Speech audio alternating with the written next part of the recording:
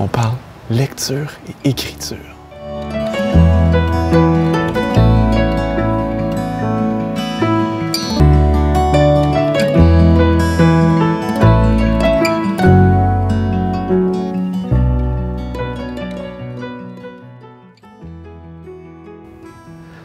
On est à la bibliothèque municipale et quel meilleur endroit pour parler de la lecture et de l'écriture. Vous n'êtes plus sans savoir que le lobe frontal de notre cerveau est intimement relié à l'anxiété et à la dépression et qu'il faut le stimuler et le développer de toutes les façons dont on peut. Et aujourd'hui, c'est effectivement de la lecture et de l'écriture dont on va parler.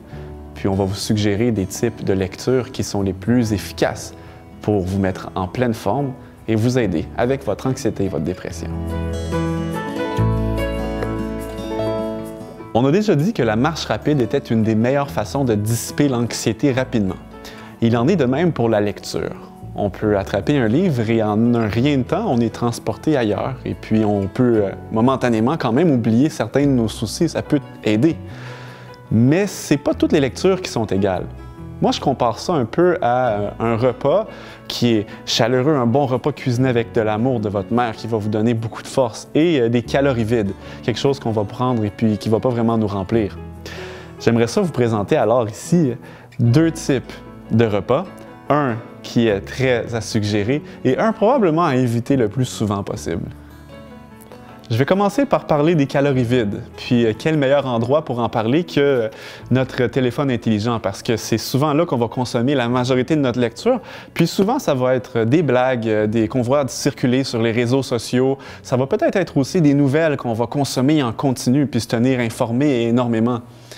C'est de la lecture, mais en ce qui a trait à l'anxiété et la dépression, ça ne va pas réellement contribuer.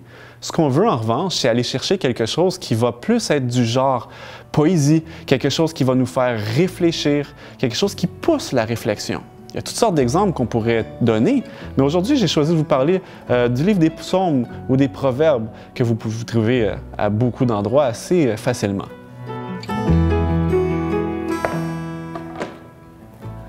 Livre de poésie, livre des proverbes. Ce que j'aime à propos de celui-là, c'est qu'il est facilement accessible et en plus, on peut lire des petites parties à chaque jour et avec même une petite partie, ça nous fait réfléchir quand même assez longtemps toute la journée durant. On peut le trouver sur Internet, notre téléphone intelligent.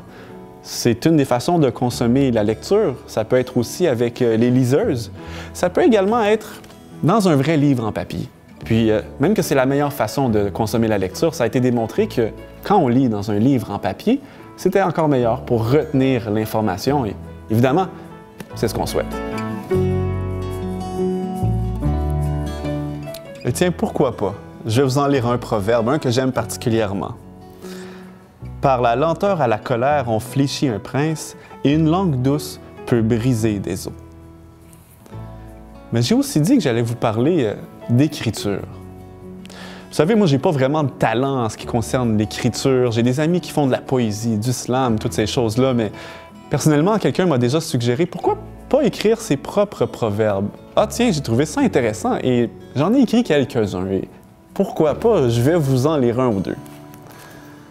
Un homme sans objectif est semblable à un hamster dans sa roue. Il s'active, il court, mais il n'avance pas.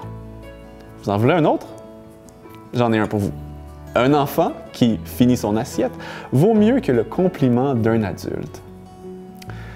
J'espère que vous les avez aimés, mais une chose est sûre, c'est que moi, j'ai beaucoup aimé les écrire.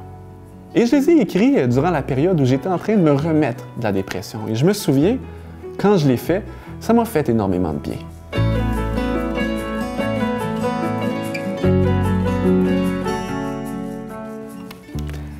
En conclusion, lecture, écriture. Et souvenez-vous donc de l'analogie que l'on a faite plus tôt. Les bons repas qui nous soutiennent et les repas vides avec des calories qui ne peuvent pas nous soutenir. Choisissez donc des repas, des lectures qui vont réellement vous soutenir. Et maintenant, c'est à vous, je vous lance le défi. Allez donc écrire vos propres proverbes, je serais très curieux de les entendre.